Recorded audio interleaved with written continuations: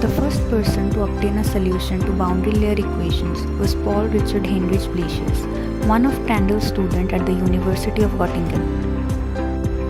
He developed an analytical technique for solving the equations in his PhD thesis published in 1909. This work was groundbreaking given that general numerical solutions to the Navier-Stokes equations did not exist and most analytical solutions assumed ideal inviscid flow. The core of Blasius' analysis centers upon transforming the partial differential equations, which comprise the flat plate boundary layer equations with zero pressure gradient, into a single ordinary differential equation by using a coordinate transformation approach.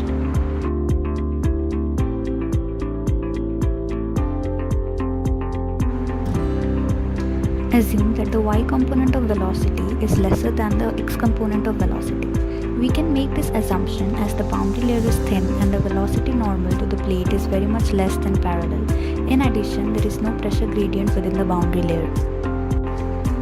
Now, upon defining the boundary conditions, we get that at y equal to 0, u is equal to v is equal to 0, and as y approaches infinity, u approaches u infinity, which is the free stream velocity. This gives us a nonlinear partial differential equation, and by applying coordinate transformation and change of variables, the velocity dissolution reduces the partial differential equation.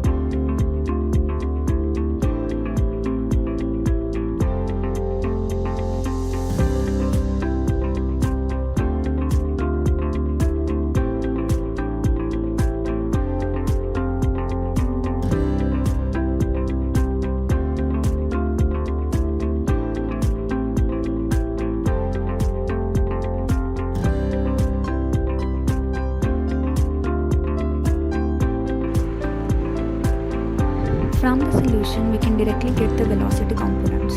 Now we notice that v is a function of both eta and x and scales with 1 by square root of Reynolds number. Boundary layer thickness is obtained by noting the tabulated results. At approximately eta is equal to 5, we get u is equal to 0.99 v infinity. And by the definition of eta, that is the similarity variable, we can write the boundary layer thickness as vertical coordinate y, where eta is equal to 5. And thus we get the respective relation.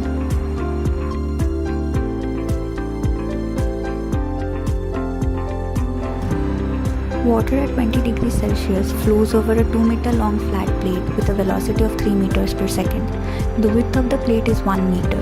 Calculate the drag force on one side of the plate.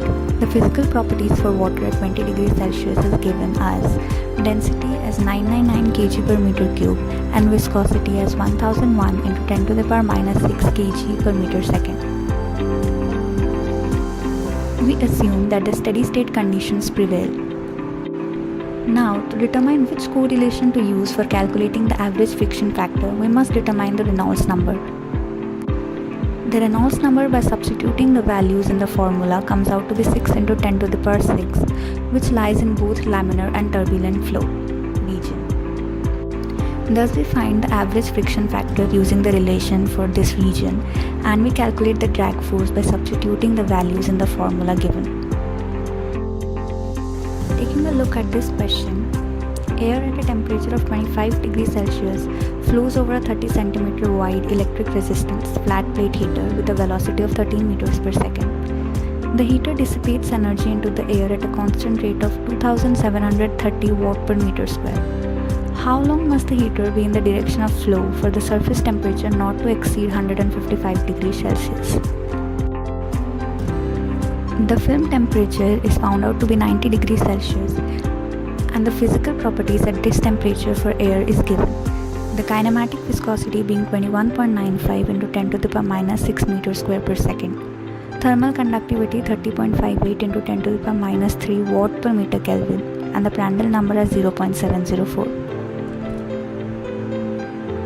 We assume that steady state conditions prevail and both laminar and turbulent flow region exist over the plate. The average convection heat transfer coefficient can be calculated from Newton's law of cooling and is found out to be 21 watt per meter square Kelvin. To determine which correlation to use, it is necessary to calculate the Reynolds number. However, the Reynolds number cannot be determined prior since the length of the heater is unknown. Therefore, a trial and error procedure must be used.